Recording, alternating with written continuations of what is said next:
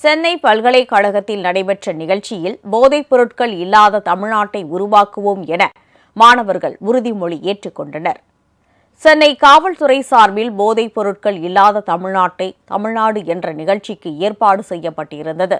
முதல்வர் ஸ்டாலின் பங்கேற்ற இந்த நிகழ்ச்சியில் அவரது முன்னிலையில் கல்லூரி மாணவ மாணவிகள் கலந்து கொண்டு போதைப் பொருள் ஒழிப்பு குறித்த உறுதிமொழியை எடுத்துக் கொண்டனர். போதை பழக்கத்தால் நான் ஏற்படக்கூடிய தீய விளைவுகளை நான் முழுமையாக அறிவேன். நான் போதை பழக்கத்திற்கு ஆளாக மாட்டேன். மேலும் எனது குடும்பத்தினரையும் நண்பர்களையும் போதை பழக்கத்திற்கு ஆளாகாமல் தடுத்து அவர்களுக்கு அறிவுரைகளை வழங்குவேன். மாநிலத்தின் வளர்ச்சிக்கும்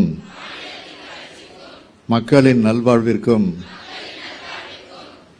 நான் அர்ப்பணிப்புடன் பங்காற்றுவேன் என்று உளமாற உறுதி கூறுகிறேன்.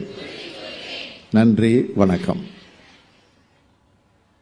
இந்த நிகழ்வை தொடர்ந்து மாநிலத்தில் போதைப்பொருள் உற்பத்தி மற்றும் சட்டவிரோத கடத்தலை ஒழிப்பதில் சிறப்பாக பணியாற்றிய காவல்துறை அதிகாரிகள் மற்றும் காவலர்களுக்கு இந்த ஆண்டிற்கான தமிழ்நாடு முதலமைச்சர் காவலர் சிறப்பு பதக்கங்களை ஸ்டாலின் வழங்கினார்.